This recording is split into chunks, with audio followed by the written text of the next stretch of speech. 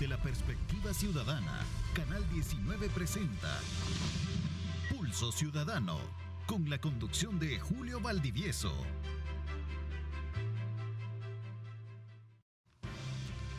Buenas noches, hoy es martes 22 de diciembre del año 2020. Este día pretendemos abordar uno de los principales problemas que aquejan al país, pero vinculado al proceso electoral.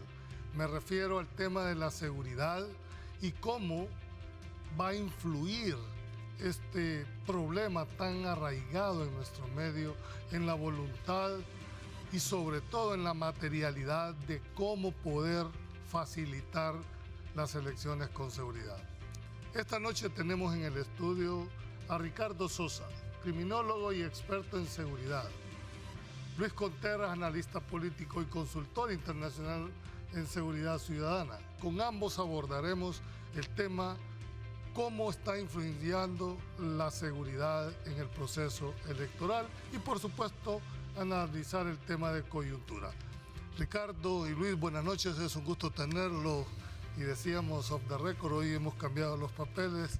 Ricardo, hoy tú vas a ser el invitado en el programa juntamente con Luis y esperamos que abordemos el tema desde la perspectiva técnica, ¿verdad? Y política también. Buenas noches, Julio, buenas noches, Luis, buenas noches, amigos televidentes y cibernautas, que Dios les bendiga. Para mí es un privilegio estar en Grupo Megavisión y en Pulso Ciudadano. Felicitarte, Julio, por este maravilloso programa, por darle la oportunidad a todos los candidatos y candidatas de exponer su plataforma política y poder tener un debate de altura. Así que me gusta mucho el programa y ha sido de gran trayectoria y ha cubierto un hueco que faltaba en la noche. Gracias, Ricardo. Luis, buenas noches, bienvenido. Gracias por la invitación, Julio. Buenas noches, Ricardo. Realmente creo que es de coyuntura el tema de seguridad pública y obviamente, como lo mencionaba fuera de cámara, el tema político electoral no está desvinculado, es decir, siempre está intrínsecamente relacionado y creo que va a ser muy importante brindarle a la población salvadoreña datos concretos, robustos acerca de las estadísticas que son necesarias reflejarlas y no solamente quedarse en un discurso o en planteamientos de una mera opinión, llamémosle de esa forma. De hecho, quiero empezar contigo con ese abordaje. Sí. Y es porque hay varias lecturas en el tema de la seguridad, cómo va a estar el día de las elecciones.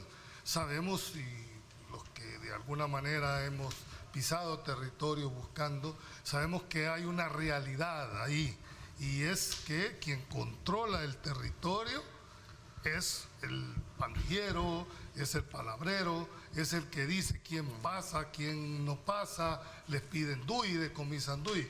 ¿Cómo ves tú que estas elecciones, dada ahora los resultados que ha tenido, dijéramos, el plan del gobierno, cómo crees que va a afectar? ¿Se irá a mantener lo mismo que hicimos en la elección pasada, donde las pandillas generaron su presencia?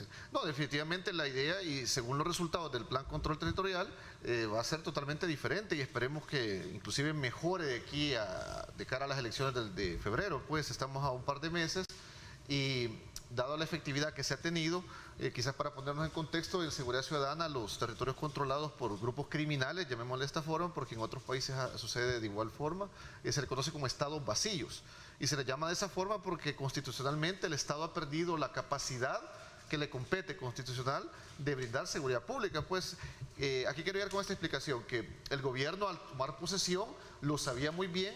A través de perfiles geográficos del crimen, identifica, focaliza diferentes zonas de alto índice de criminalidad y hace un despliegue táctico operativo policial militar, que significa el primer nivel de fuerza, el cual genera un disuasivo del delito. Es decir, no ha sido al azar, sino que se han identificado lugares específicos y así como se ha hecho el despliegue con el afán. Y eso no es golpeás, pero y eso no te migra hacia otra zona. A eso vamos. Como crea un desplazamiento del delito, un disuasivo, en su momento se tuvo que muchos pandilleros estaban emigrando inclusive a Guatemala. Esto fue antes de la pandemia, pues, y se les logró dar captura en el país vecino, en fronteras, en puntos ciegos. Se desplegaron inclusive patrullas fronterizas. Si somos estudiosos de este tema de seguridad, hemos visto cómo también en migración se tiene unas patrullas especiales para eso, que están acuerpando a a la PNC, y de eso se trata, de atacarlo de los diferentes flancos, no dar una especie de espacio. Esto no fue ese apoyo o ese combate de primer nivel, como es digamos, la reacción directa, fue focalizada, estudiada. Exacto. No fue, dijéramos así, al azar. No, no es al azar. Esa es una técnica criminológica que Ricardo la conoce muy bien, que es perfiles geográficos del crimen, pues se focalizan, se identifican, y así es como se despliega los elementos policiales, y en este caso también militares. Obviamente esto no va a ser de forma permanente, sino que hay que trabajar con base a los tiempos, y lógicamente, por ponerte un ejemplo, si se va a hacer en Chalchuapa, no va a ser la misma temporalidad que va a ser en San Salvador, por decir algo. Son ciudades diversas, mayor población, es decir, va a cambiar muchísimo. A esto con el tiempo se van estableciendo otras fases que ya tiene que ver con la prevención social del delito, que esto lleva 10, 15 años para poder extender, la prevención situacional, etcétera, que en su momento lo vamos a explicar. Ricardo, todo se habla que el tema de la delincuencia tiene 4, dijéramos, aristas, ¿verdad? La parte de reacción o la parte combativa, la prevención, la readaptación y la reinserción. Un fenómeno como el de la seguridad, que tiene causas estructurales, ¿puede resolverse tan rápido en este país? Porque de acuerdo con estas, ya llevamos casi un mes, 36 días, entiendo yo, con homicidios casi a cero, por no decirte a cero, bueno, según las encuestas. Sí, bueno, Julio, la verdad es que el tema de la seguridad, desde el aspecto de la criminología, se enfoca en la prevención y la disuasión de toda expresión delictiva y criminal. Lo que nos reflejan hasta este día, que son 18 meses, 3 semanas del actual gobierno de la República y del Gabinete de Seguridad, es que hasta la medianoche de este día, todos los delitos, absolutamente todos, se encuentran a la baja. Y eso hay que compararlo y al contrastarlo con la estadística de la Fiscalía General de la República y el Instituto de Medicina Legal, hay una plena coincidencia. Es más, los datos surgen de la mesa tripartita, que es donde se establece el dato país. Los datos que al menos yo voy a expresar en esta noche forman parte de la mesa tripartita, no solo de la Fiscalía ni tampoco de la Policía, y en todos hay plena coincidencia. Lo que sucede es que durante 20 años del presente siglo se nos había acostumbrado a darle la prioridad a la violencia homicida, pero no es la única expresión por la cual debemos de medir la incidencia de violencia de un país. Por supuesto, la violencia homicida es el indicador más internacional y más utilizado, pero yo quiero destacar que al menos yo trabajo estos temas de investigación desde 1999 con el gobierno del expresidente Francisco Flores Pérez, y hasta la fecha nunca había tenido en estos 20 años la oportunidad de tabular días con 0 homicidios y casi 2 meses con 1 homicidio. ¿Y eso a qué se debe, Ricardo? Porque la Policía Nacional Civil es la misma, sino desde 1998. ¿Habrá falta de voluntad política de los anteriores gobiernos o simplemente fue un show, dijéramos? Aquí se tuvo plan dura, plan mano dura, plan super mano dura, ¿verdad? Y las cosas no mejoraban. ¿Por qué ahora en 18 meses me estás diciendo que casi llegamos a la baja con 0? Bueno, en mi opinión, Julio, yo lo veo de esta manera. Yo me crié en la guerra. A mí nadie me puede venir a contar la historia de lo que fue el conflicto armado. Y lo que resulta es de que los firmantes de los acuerdos de paz, prácticamente ellos quieren desplazar a los próceres y quieren que nosotros le rendamos pleitesía cuando cometieron grandes errores.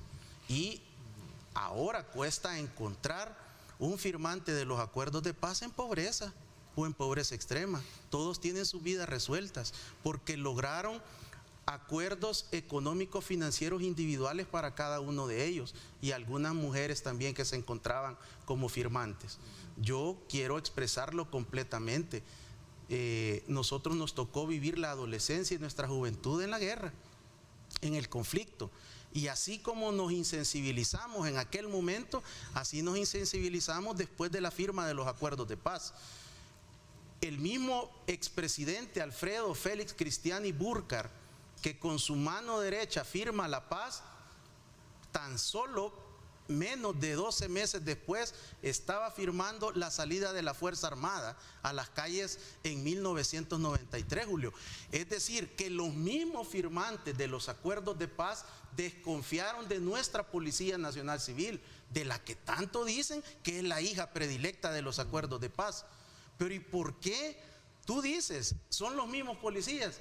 Es la misma marca, es el mismo nombre, pero no son los mismos hombres y mujeres al servicio de la población.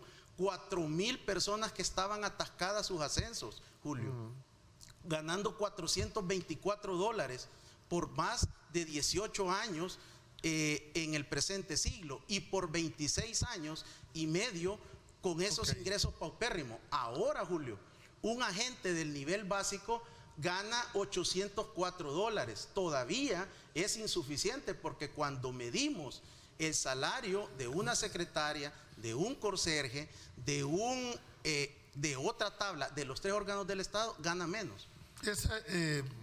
Creo que, Luis, tú estuviste en la academia y había un error de concepción, creo que todavía se mantiene, de tener 2 directores, ¿verdad? El director de la academia y el director de la policía. Pero eso fue un error, dijéramos, de concepción desde el inicio de la creación. Yo quisiera que me explicaras, tú que has vivido en la carne propia. Ricardo plantea, dice, mira, estuvieron estancados por más de 10 años los ascensos, eran mandos provisionales. Pero dicen que mejora la operatividad de la policía el hecho de que alguien se tenga, dijéramos, sin el ascenso.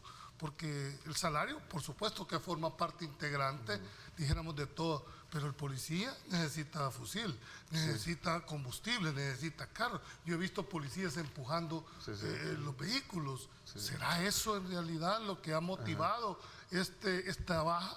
Sí, es una serie de elementos, pues, como lo decía Ricardo, son los ascensos que obviamente ya pasas a formar parte de otro plan estratégico. Es decir, el que esa gente hoy puede optar a un cargo, por ejemplo, al tener una carrera universitaria, a hacer un grado de su inspector. Es decir, ya tienes a personas que tienen un mayor nivel de logística, de estrategia policial, de investigación, es decir, que puedes diversificarlos a nivel nacional.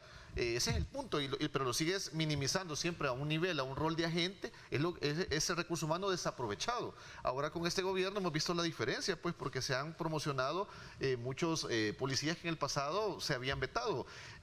Yo fui 14 años docente de la Academia de Seguridad Pública y te puedo decir con propiedad cómo se dio un giro para un declive cuando el FMLN llegó al poder.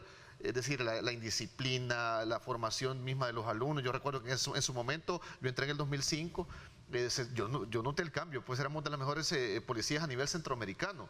No sé si hoy hemos recuperado ese rol nuevamente, sin embargo, inclusive se sacó de la ANSP a la ILEA. Es decir, ya no se le prestaban instalaciones, que es la Academia Internacional de la Ley de Estados Unidos, en la cual brindaba muchas capacitaciones tanto para nosotros docentes como para los policías. Y eso por un lado. Y por otro, la dignificación económica, pues los diferentes bonos, los incentivos, tanto inclusive para los militares. Yo creo que eso ha venido a crear un efecto concomitante también con la política criminal bien desglosada y establecida, pues las diferentes fases. Porque no se trata de una improvisación. Por ejemplo, tú hablabas de la mano dura, como en el pasado, inclusive un estudio de las Naciones Unidas a través del PNUD estableció que a nivel del Triángulo Norte, Guatemala, Honduras, El Salvador, con el Plan Mano Dura, Plan Azul y Plan Escoba, se recrudeció la violencia, es decir, que fue un fiasco total.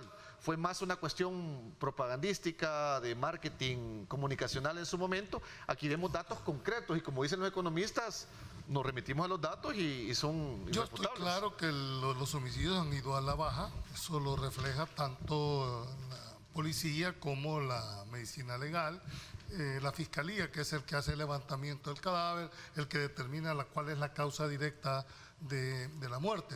Pero ahí estamos hablando de un rubro, homicidio. Por supuesto que es el referente de todas las, dijéramos, opiniones. Pero ¿qué pasa con las extorsiones?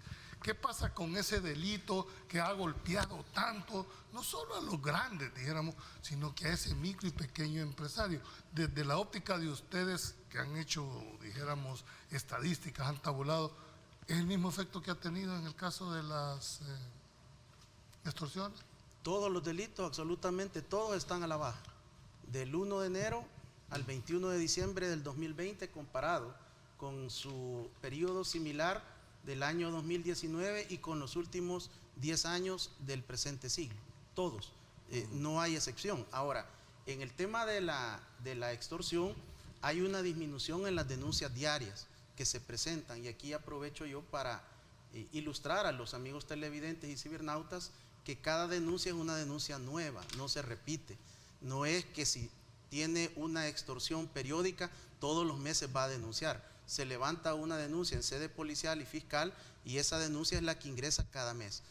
Estas denuncias tienen una disminución del 36% menos en relación al año anterior. Pero eso se debe, Ricardo, a que la gente tiene miedo o simplemente le fue resuelto el caso. No, lo que sucede es que la gente está denunciando más, pero el nivel de incidencia ha bajado en cuanto a las extorsiones, y esto ya comienzan los balances de algunos sectores empresariales, de algunas asociaciones empresariales, donde todas hasta el momento han dicho que tienen una disminución en el rubro de la extorsión, en el hurto, robo y hurto de vehículo, y el principal delito, el que experimenta mayor descenso, es el robo y hurto de vehículo con mercadería. Si producción nos hace el favor, yo traigo datos actualizados hasta la medianoche. Ya vamos a llegar a eso. Tengo que ir a un corte comercial, pero me gustaría saber, tú tenés también estadística, dijéramos tabulada, en cuanto al efecto que ha tenido, no solo en la parte de homicidio.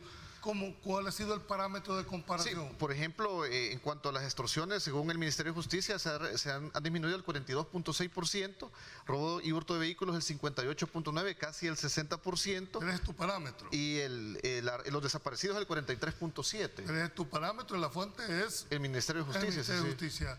Ambos. Solo que esto fue hace varias semanas atrás, es decir, ha habido un cambio, pero ha habido una mejora considerable realmente. Okay. Entiendo que tú tenés también otras fuentes de información, no solo tenés. Yo tengo la fuente fiscal y la fuente policial. Claro, que es donde se puede, dijéramos, cruzar. Ahí hay un cruce y en ambas instituciones existe una disminución en todos los delitos patrimoniales y contra la vida. Incluso en el tema de lesiones que demuestra el nivel de intolerancia de una sociedad, existe una reducción. Podemos concluir entonces de que si esa es la tendencia a la baja, podemos esperar, dijéramos, que en el proceso electoral esto no vaya a incidir de la manera en que tradicionalmente. Tengo que ir a un corte comercial, no nos cambie. Cuando regresemos vamos a ver cómo afecta en materia positiva o negativa el hecho de que haya venido en descenso y que haya sido sostenido este tema. Ya volvemos.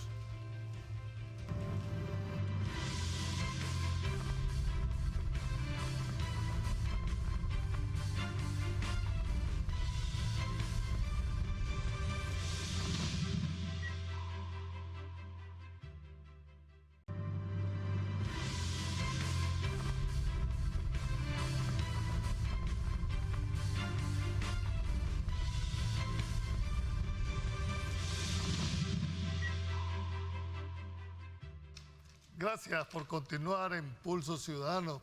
Antes de irnos al corte comercial, estábamos haciendo el planteamiento, Ricardo, cómo va, digamos, a incidir debe de ser de manera positiva el hecho de que si hay una tendencia es porque se ha perdido el control territorial, va a haber una circulación con menos presión, o cómo tú crees que va a incidir este tema ya en el proceso electoral propiamente dicho. Bueno, yo creo que lo que refleja la operatividad y la táctica como la estrategia de la policía en el control de todos los delitos patrimoniales y contra la vida, yo esperaría que se mantenga la facultad de la policía de poder brindar seguridad pública. Por eso es el nombre de seguridad pública, porque tiene que hacerse presente ante los delitos visibles. Y ahora, a diferencia de otras elecciones, también tenemos ya el delito de limitación a la movilidad. Y eso ya hay mucha victoria en sede judicial de la Fiscalía General de la República. Hay capturas en flagrancia por parte de la Policía Nacional Civil y hay que decirlo con mucha propiedad. En los gobiernos, en los últimos 2 gobiernos, hubo mucho problema con el tema de pandillas en limitación a la movilidad para ciertos ciudadanos para que pudieran ejercer su derecho al sufragio.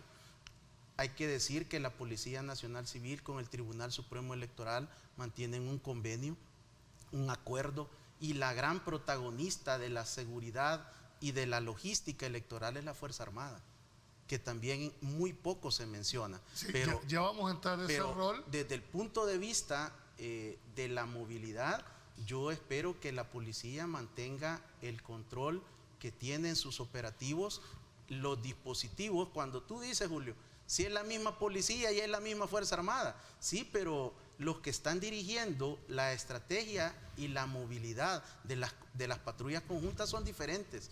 Ahora las patrullas combinadas se cambian en el lugar y permanecen en el lugar, no se van, no se retiran, y eso está desde el 20 de junio del 2019. Eso es un antes y un después en el desplazamiento de la policía. Por otra parte, hablando de la estrategia, hay que decirlo con mucha propiedad, el comisionado Mauricio Antonio Arreaza Chicas, la subdirectora Palma Noguera y los 7 subdirectores especializados de la Policía Nacional Civil están haciendo un gran trabajo en estos 18 meses, 3 semanas que cumplen de su gestión. Por lo tanto, han tenido estabilidad, se mantienen los mismos mandos, se mantiene el gabinete de seguridad en pleno, y eso debe de facilitar que la gente vaya a votar. Quiero preguntarte si así es el plan, si ese efecto, hay que verlo cómo va a reaccionar los del crimen organizado, específicamente las pandillas.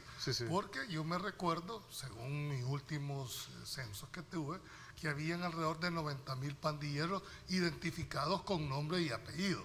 Si tú multiplicas 90 por 3 personas, estás hablando fácilmente de 270,000 personas que pueden ejercer el sufragio, porque no dejan de ser, dijéramos, ciudadanos con derecho a esto. ¿Cómo lo interpretas tú? Sí, definitivamente tiene cierta incidencia. Sin embargo, al no flaquear el gobierno actual en cuanto a cederles espacio político, como hemos tenido reuniones ya comprobadas, realmente hasta con video de otros políticos, en cierta medida es un disuasivo también, pues decir, difícilmente creo que van a incidir a favor de otro partido, y según las encuestas sería ni en coalición todos los partidos, yo creo que desbancan a nuevas ideas en la elección que viene, pues. Pero un dato interesante que quería brindar es el que tú me preguntabas antes de irnos al corte, los datos de capturados. Hasta el 30 de noviembre se tienen casi 1.600 capturados según cifras policiales en operativos. A estos se le podría agregar los que han habido últimamente en diciembre. Vámonos a 1.600, usa bien la palabra, capturados. Capturados, exacto. Y de esos, ¿cuánto hay sentenciados? Porque eso es lo interesante. ¿De qué sirve que tú captures 1.000 en una sola redada y a los 3 días van para afuera? Sí. Esa fue la diferencia que se dio cuando se tuvo los planes de mano dura, que a los días quedaban en libertad. Por eso sería interesante ver las estadísticas de cuánto se logra una concreción en cuanto a la condena. Pues aquí es el proceso de judicialización, para hacer un comparativo. Sin embargo, hemos visto que... ¿Ustedes no han tenido acceso a, digamos, ambos de tener de cuántas capturas? Porque no negamos, bueno, los medios de comunicación son testigos de las operaciones que se hacen, capturan a 50 en una sola redada, pero yo quisiera saber de esos 50 cuántos llegan siquiera a la fase de instrucción detenidos, porque si no, ¿de qué te sirve que capture 50 y a las 72 horas van para afuera? Pero ¿sabes otro dato interesante, Julio? Quizás antes de abordar eso, yo creo que una de las enormes diferencias a comparación de la improvisación de políticas criminales del pasado es la continuidad que se tiene ahora y la articulación sistematizada entre centros penales, la persecución del delito, inclusive con fiscalía, la coordinación interinstitucional. Es decir, en el pasado los centros penales eran centros logísticos del crimen, pues, y eso fue a través del Triángulo Norte, a tal grado que vimos la mutación que intentaron tener los pandilleros, que han regresado nuevamente a las huilas. ¿Por qué han hecho esto? Porque las comunicaciones se las coartaron totalmente. Es decir, antes introducían celulares, bueno, vimos videos que hasta mujeres les metieron con una discoteca en gobiernos del FMLN, pues ahora como se ha dado en cierta medida mayor rigurosidad en centros penales, la mezcla de pandilleros, que inclusive Sosa lo ha abordado en artículos de opinión de buena manera, ha venido a incidir también para que se genere ese equilibrio que en el pasado no existía para el combate al crimen, específicamente de estos grupos criminales. Eso te quería preguntar. El régimen de centros penales, la ley establece que hay un solo régimen, no puede haber, dijéramos, dos privilegios. Selectividad. O selectividad, decir, bueno, que este venía de la 18, va para este lado. Y cuando tú abordabas ese tema, lo primero que te decían, bueno, es que si lo mezclamos se van a matar, es decir, por sanidad propia del sistema. ¿Tú crees que eso ha influido también en esta baja? Porque no están en un hotel de 5 estrellas. Por supuesto, Julio, y qué bueno que mencionas este tema, porque el sistema penitenciario ha demostrado que, al menos hasta este momento, se encuentra, a mí me queda claro y no tengo ninguna duda, que el control, la supervisión y la inspección está bajo el control de la Dirección General de Centros Penales. Y en este momento, en los 25 recintos penitenciarios, no hay ninguna pared manchada con grafiti. Los mismos internos colaboraron para poder, de acuerdo a todo el proceso que se hizo en los primeros 12 meses de la gestión del Director General de Centros Penales, estos centros penitenciarios, eso es un gran avance. Y es de los pocos recintos en América Latina que se encuentran así. Por supuesto que lo más importante, en mi opinión, es el tratamiento penitenciario. Atacar y combatir la compulsión que llevó a estas personas a cometer un delito y se encuentran ahí. Por cierto, Julio, yo sí he hecho estudios sobre los principales delitos y la tasa de encarcelamiento y de juicio. Entiendo que traes... Es variable el nivel de condena de la Fiscalía en diferentes delitos, pero aquí hay un mito. Aquí muchas personas dicen que solo se tiene un 3% de condena, y eso es falso. Los delitos... Bueno, lo ha dicho estudios incluso de los americanos, el PNUD. Pero el tema, y si tú te recuerdas, en la administración del exfiscal Luis Martínez se nos invitó a panelistas de radio y televisión, tú estuviste ahí, y nos echaron a correr el sistema, y lo vimos. Y es más, tuvimos la oportunidad de estar en diálogo esa semana y pedimos disculpas, porque nos mostraron todo el proceso desde la captura hasta la sentencia. La Fiscalía General de la República cuenta con un sistema, quizás no de primera generación, pero muy bueno, que ayuda a tabular todos los delitos. En El Salvador, el delito número 1 por el cual están condenados los salvadoreños es por el homicidio. El segundo delito es la extorsión y el tercer delito, asociaciones ilícitas. Luego vienen 5 delitos que oscilan entre el 7 y el 8% de todo el comportamiento delictivo y criminal. En este momento hay aproximadamente 26.094 privados y privadas de la libertad. Tú tienes razón, pero quisiera que Luis me dijera. Yo no niego el tema de que efectivamente hay condena. Lo que pasa es que yo quiero compararlo contra el capturado. Es decir, por supuesto que condenas hay. Debe de haber una condena. Lo que yo quiero explorar es decir, bueno, si de 100 capturados solo logramos condena de 10, estarás capturando 10 o llevado un 10. Quiere decir que hay una frase que se llama impunidad, que es uno de los que incita, porque el delincuente dice, bueno, si tengo el 90% de salir ileso de esto, hombre, pues se la juega.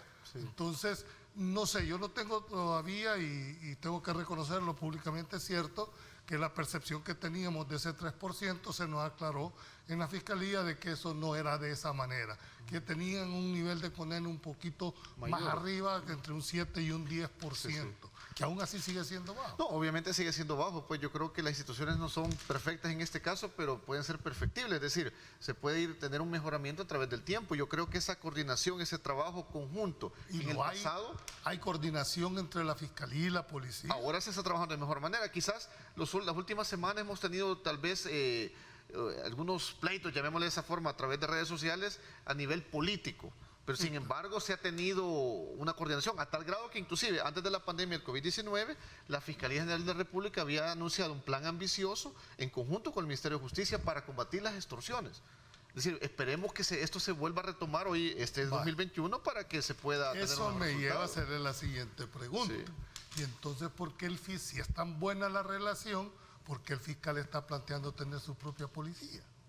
Es que eso es con base a los elementos políticos que se dieron recientemente. Yo creo que obviamente hemos pasado la pandemia, estos meses han habido elementos o acciones que en ese momento no se tenían. Sin embargo, se había estado trabajando de buena manera. Yo creo que el error sería acá verlo con un componente político, porque inclusive yo he estado viendo al fiscal Raúl Melara cómo se pronuncia que la Fiscalía ha logrado tantas capturas, es decir, ya está tratando de individualizar el trabajo de la Fiscalía, lo cual no debería ser así, tampoco la Policía Nacional Civil, porque se trata de trabajar de forma conjunta y armónica, pues, para lograr un fin común, que es la neutralización y posteriormente la eliminación de la criminalidad. Eso es lo que se busca definitivamente.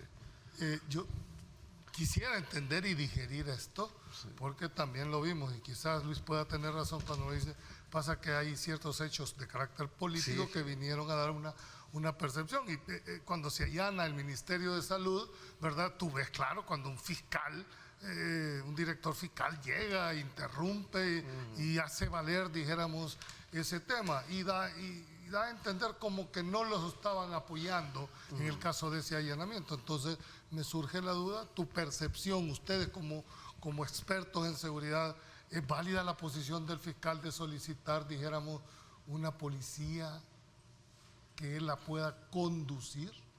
Mira, Julio, este tema no es nuevo, no es del doctor Raúl Melara Morán. Este tema viene desde el exfiscal Luis Martínez, que no le dio seguimiento. Había un primer anteproyecto. Luego, con la llegada del exfiscal Douglas Arquímedes Meléndez, él comienza a acelerar este proceso porque tuvo algunos inconvenientes para algún tipo de diligencia judicial. Pero yo debo de entender, según las declaraciones que yo he podido observar y leer y escuchar del doctor Raúl Melara, es que este es un proyecto que ellos ya venían trabajando, que coincidió con ese tema que se genera en el Ministerio de Salud, pero yo quiero aclarar que yo he estudiado el anteproyecto de manera completa y el anteproyecto habla de un ente investigador, no es una policía fiscal. Entonces, recuerda que aquí la comisión respectiva se va a solicitar el apoyo con otras comisiones en la Asamblea Legislativa. Tengo entendido que deben de llamar a diferentes expertos profesionales para que den una opinión y esto todavía se está relanzando. Lo que sí es un hecho, Julio, y eso sí yo lo he podido investigar, entre 1952 y 1954, la clase política de ese momento diseñó una Fiscalía General de la República que no ganara, que perdiera, o al menos que le costara ganar. Y esto ha sido a través de los presupuestos paupérrimos que se le ha asignado a la Fiscalía General. Tenemos una Fiscalía sin laboratorio, tenemos una Fiscalía sin instalaciones propias, tenemos fiscales ganando $700. Entonces, esto hay que verlo de manera integral en el sistema de justicia. Y eso me hace ver, Luis, tú también has formado parte, dijéramos, de la corporación.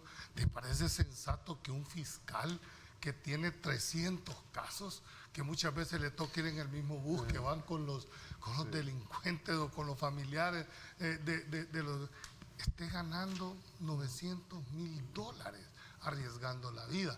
Yo sé que el tema no solo es económico, pero es un aliciente cuando hay otras plazas.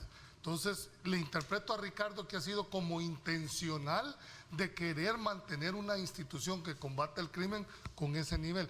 ¿Qué propondrías tú para darle vuelta a la tortilla? Sí, yo creo que sería más idóneo fortalecerla a nivel técnico, pues en cuestión también de recursos, porque yo pienso que buscar hacer una policía sería individualizarla de la PNC. ¿Tú no estarías de acuerdo? No estaría de acuerdo, inclusive, bueno, por ejemplo, en la Academia de Seguridad Pública, el nivel de adiestramiento de armas de fuego, de inteligencia policial, es decir, es tan amplio, tan vasto, que coordinar solamente la parte de la formación, habría que preguntarnos a dónde se van a formar, si solamente existe una Academia de Seguridad Pública. O sea, no se puede formar a nivel internacional, porque yo lo viví de primera mano cuando venían extranjeros a la Academia de Seguridad Pública. Ricardo, de que no va a ser una policía para la seguridad ciudadana, ni para, sino que más que todo investigadores, que los tres sabemos la deficiencia que tiene la policía. No, y de igual manera, porque muchas veces son técnicas de extranjeros que a veces no son aplicables en El Salvador, otras sí, por eso sería importante dónde se van a formar. Yo creo que sería más un fortalecimiento a la Fiscalía como tal y ver cómo se puede mejorar esa armonía que en cierta medida se ha perdido un poco debido al componente político. Y yo pienso que es importante tocarlo porque un dato interesante, por ejemplo, la Fiscalía en cierta medida inició la gestión del fiscal actual de forma bastante imparcial, en el sentido que, recordemos que en enero de este año, el fiscal actual, la Fiscalía actual, pidió quitar el fuero constitucional al diputado Norman Quijano para el proceso de judicialización. Este es un dato interesante, porque vemos una fiscalía que lo está haciendo en contra de funcionarios del gobierno y lo ha hecho con la oposición política. Pero ¿qué sucedió? La Asamblea Legislativa, la mayoría obviamente decidió no quitarle el fuero al diputado Quijano. Ahí vemos la incoherencia del discurso político, como lo están haciendo ahora con el director de la policía, y obviamente se ve que es una vendetta política, pues. Pero yo siempre he tenido mi duda, porque el hecho de gozarte fuero no quiere decir que no pueda ser procesado. Lo que está diciendo es que ese requisito de procesabilidad, como es el fuero, no se haga. Yo voy un poco más allá y quiero hacerle la pregunta muy puntual a los dos, tengo 3 minutos. Es decir, ¿la policía nuestra es deliberante para ti o no? Bueno, la deliberancia se habla en relación a la Fuerza Armada de órdenes legales.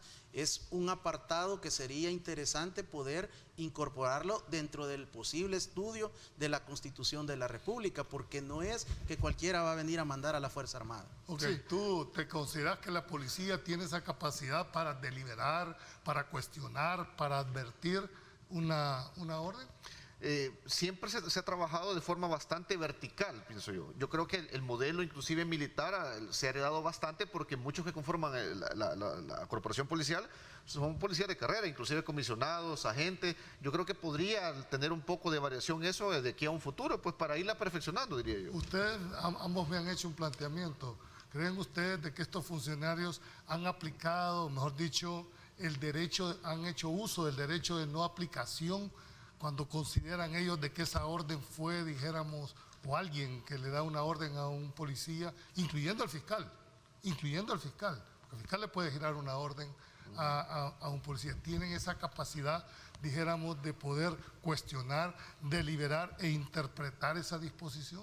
Lo que ha sucedido, Julio, en mi opinión, es que el proceso contra el señor director general de la Corporación Policial, no quería tocar un punto específico, pero lo promueve a solicitud de la Asamblea Legislativa. No es que el fiscal general lo promueve de oficio.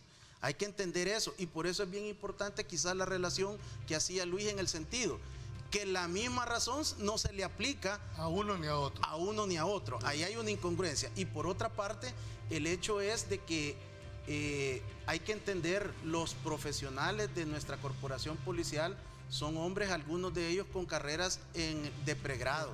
No pueden responder a órdenes ilegales. Bien, no nos cambie, ya regresamos, está interesante. En la última parte vamos a ver el rol de la Fuerza Armada y cómo se conjuga con la policía. No nos cambie, ya volvemos en Pulso Ciudadano.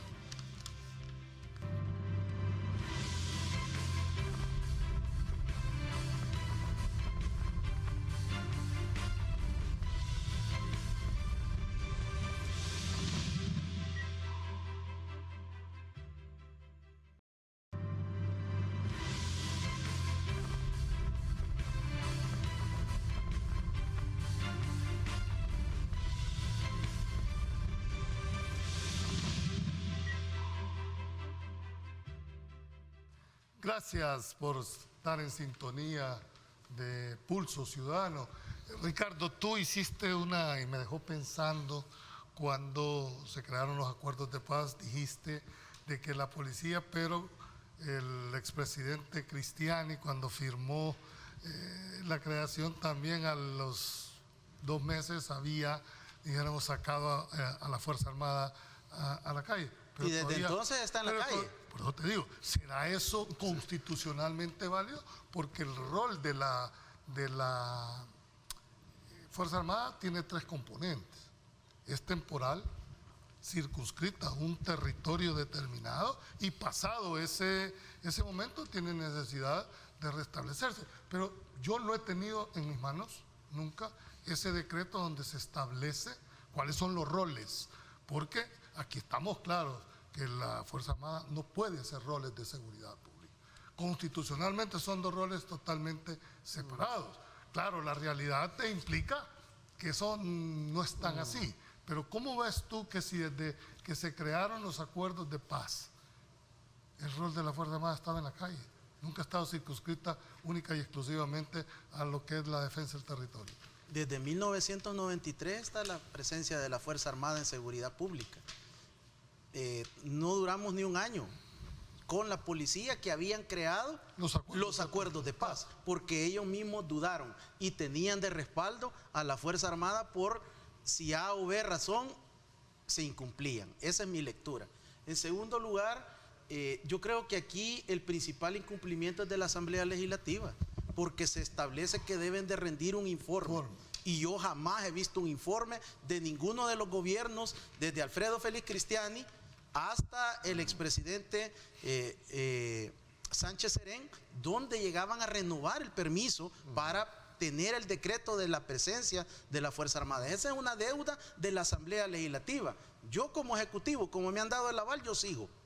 Pero debe de existir un planteamiento hasta dónde debemos de contar y continuar en el esfuerzo de fortalecer a la Policía Nacional Civil. Eso Luis, y ese es el objetivo de resaltar porque esta pregunta. Porque a quien deberíamos de fortalecer para temas de seguridad, porque estamos en contra de la Fuerza Armada, digo, constitucionalmente el rol de la Fuerza Armada se limita a la integridad del territorio y a la soberanía nacional.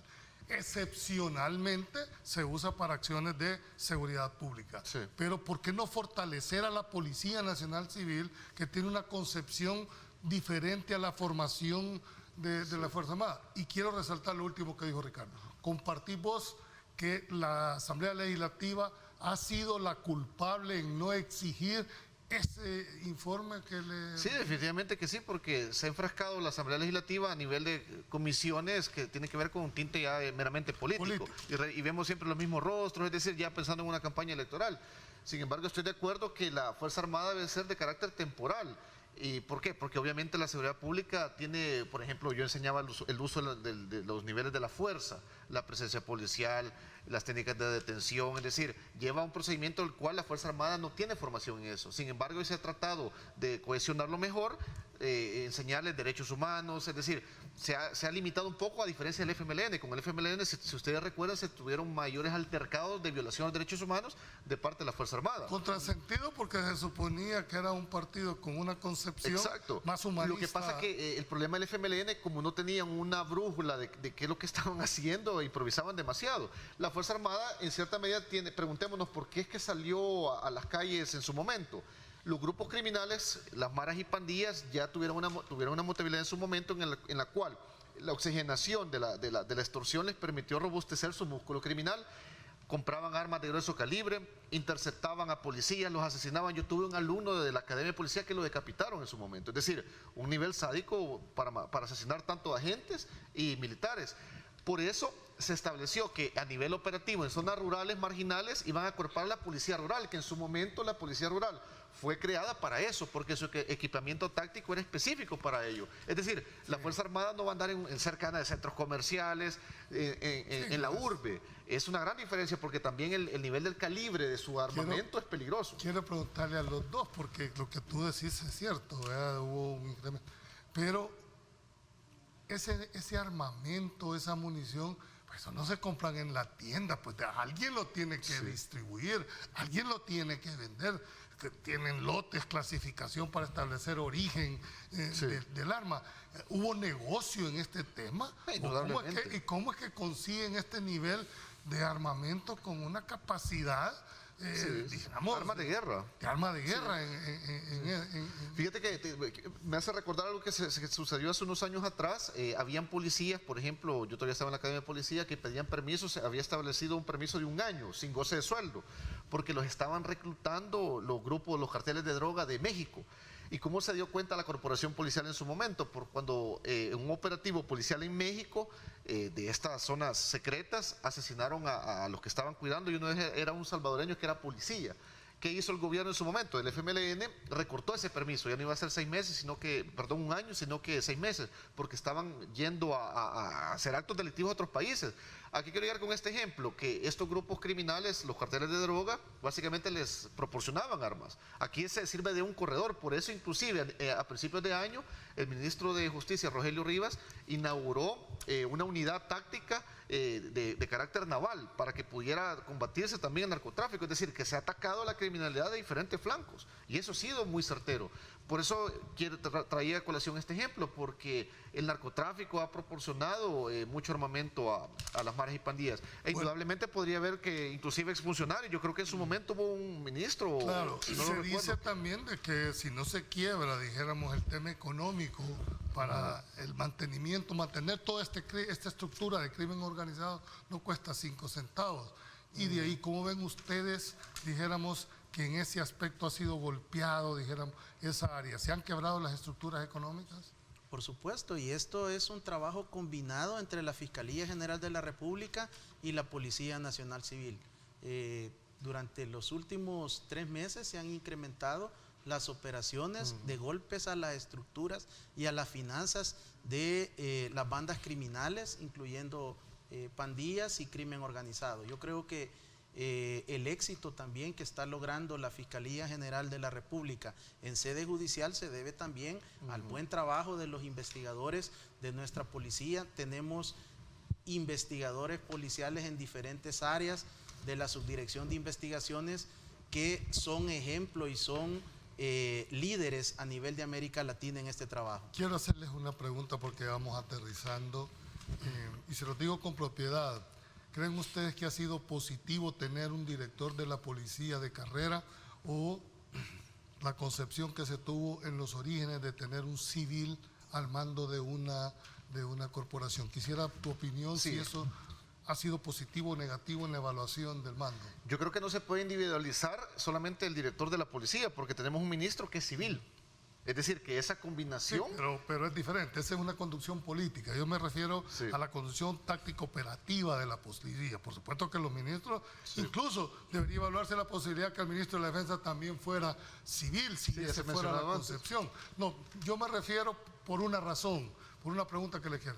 Muchos directores que han sido de carrera... no han dado los mismos resultados. Están fuera, toda esa acumulación se perdió, o los tienen en una esquina, en un escritorio. En cambio, si es un civil, sabe que al terminar el periodo, él regresa a su vida común. En cambio, el policía, que aspira a alguien que ha sido director de la policía, va a llegar a ser, lo va a mandar de delegación a uno después de ser alcalde alguacil. Quisiera tu opinión de experto, la conveniencia o no de mantener un tema de operativo. No, definitivamente un policía de carrera va a brindar mejores resultados siendo director, porque con base a la formación policial de extranjeros, por ejemplo, el director actual, la Rece Chicas, tiene formación de los Carabineros de Chile también, que eran muy buenos pues en su momento. Es decir, y los frutos, los resultados son irrefutables, pues. No podemos generalizar de decir, como el pasado comisionado que fueron directores no dieron los mismos resultados, todos van a ser igual. No, aquí vemos una cuestión diferente. Puede que las competencias personales propias de él son superiores y su formación a la de otros comisionados. Es decir, él sí ha logrado esa adaptabilidad al cargo que otros no las tuvieron. Por ejemplo, en investigaciones también hemos visto cómo se ha delegado al comisionado Mendoza Cordero, que básicamente en años pasados estuvo trabajando mucho con los norteamericanos, es decir, capitalizar toda esa experiencia, esa formación en puestos claves. Pero yo recuerdo que cuando llegó un director, lo que hizo fue apartarlo también. Ese es el error, de ver un componente muchas veces político, porque se dio mucho con el FMLN, es decir, creo que desarticular esa formación que tenía muchos oficiales. ¿Tú te decantás porque el director debería de ser alguien de carrera, dijéramos? Sí, definitivamente sí. Me gustaría tu opinión, Ricardo. Bueno, Julio, yo he estudiado recientemente con el cumplimiento de los 18 meses del gabinete actual de seguridad. Se me ocurrió innovar en la parte de la investigación y medí el comportamiento desde el 1 de junio del 2009 a la fecha. Son 5 exdirectores de la corporación policial previo a la llegada del director Arriaza Chicas. En esa lámina podemos observar, ahí están el total de homicidios en la cifra rojo y el promedio de homicidios durante los meses que estuvieron en gestión. Está el doctor Asensio, este es médico de profesión, después seguía un militar que por cierto que fue declarado... Él solo llegó a la tregua, el otro es civil, llegó a terminar el gobierno del expresidente Funes. Luego tenemos el comisionado Ramírez Landaverde y Howard Cotto. Ambos comisionados de fundadores. Carrera, fundadores, uno fue fundador de la policía. Ahora, aquí, Julio, lo importante de esta gráfica y en relación a la pregunta, realmente los directores civiles no les ha ido nada bien. Exacto. Han sido los de peores resultados y han sido ocupados en su momento solo por la parte política partidaria de turno. ¿Y eso? Ahora, en este caso, los directores de carrera, bueno, el ONI del comisionado Arriaza Chica, el S001, y luego allá tenemos los fundadores también en la parte superior derecha.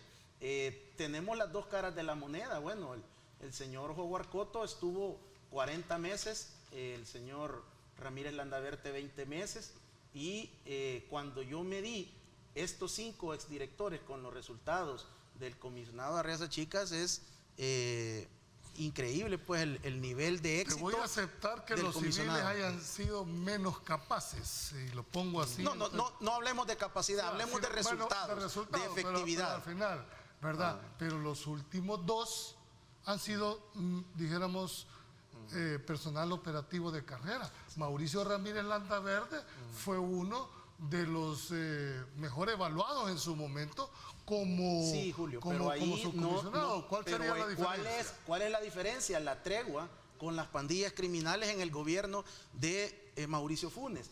A estos 2 señores les tocó soportar el incremento de la violencia y de todos los delitos producto del pacto con los criminales. Esa es la diferencia. Pero aquí se quiere vender de que cuando salió Tony Saca, los homicidios estaban arriba, y es falso, estaban en 9.4 y el FMLN ha entregado con 9.2 el 31 de mayo del 2019. Nos tardamos 10 años en llegar a lo mismo.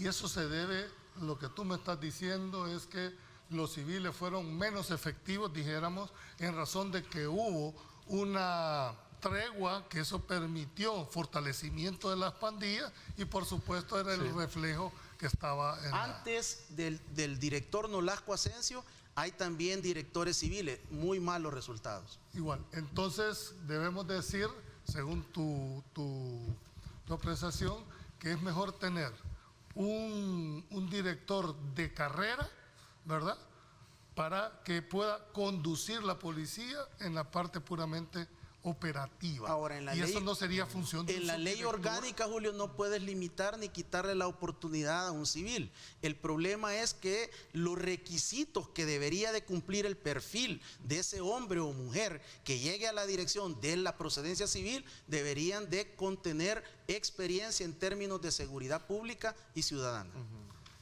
Cuando, si querés me pones la gráfica, cuando tú haces eso, que veamos la parte comparativa con dijéramos, el comisionado Arriaza Chica. Subirle, por favor, ahí, ¿cuántos tiene?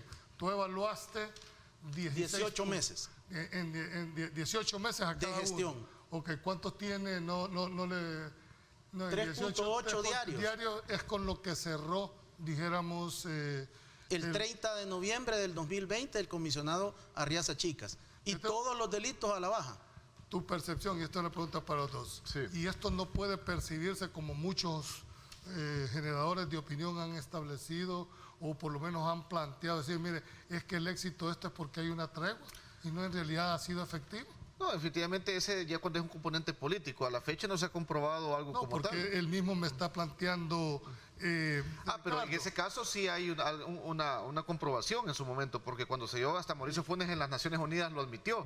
E inclusive, mira qué curioso, cuando esa tregua se fragmentó, se escindió, en el 2015-2016 El Salvador era de los países más violentos del mundo. Y esto no lo digo yo, lo dice el índice de paz global que hace un estudio a nivel mundial, y qué curioso e interesante a la vez que en el 2019 San Salvador ya salió de las capitales del listado de 50 más violentas del mundo. Eso fue en el 2019. Es decir, hemos tenido una mejoría considerable, a diferencia del 2015-2016, que inclusive en el 2015 se tenían 103 asesinatos cada 100.000 habitantes. Algo lamentable. Julio, yo no encuentro elementos hasta este momento que me hagan pensar o suponer que existe una nueva modalidad de acuerdo con los criminales. Es más, hay una investigación de parte del doctor Raúl Melara Morán, como fiscal general de la República, que fue a hacer una incautación a los diferentes recintos penitenciarios que estaban en una noticia crímenes. Yo definitivamente no veo en ningún momento un fiscal general de la República como el doctor Melara avalando una situación de esta. Bien, hemos llegado a la conclusión del programa. Me comprometo a hacer la segunda parte. Creo que no entramos ni siquiera a valorar un 25. La ventaja, y esto sí hay que reconocerlo, esto da aliciente a usted, ciudadano, de que uno de los principales problemas que abate al país es la delincuencia. Lo que nosotros queremos es sentirnos seguros en la movilización, y esperamos que esta tendencia se mantenga no solo para las elecciones, sino que trascienda las elecciones y podamos respirar en realidad un país en paz. Muchas gracias, no nos cambie y nos vemos el día jueves en un programa más de Pulso Ciudadano.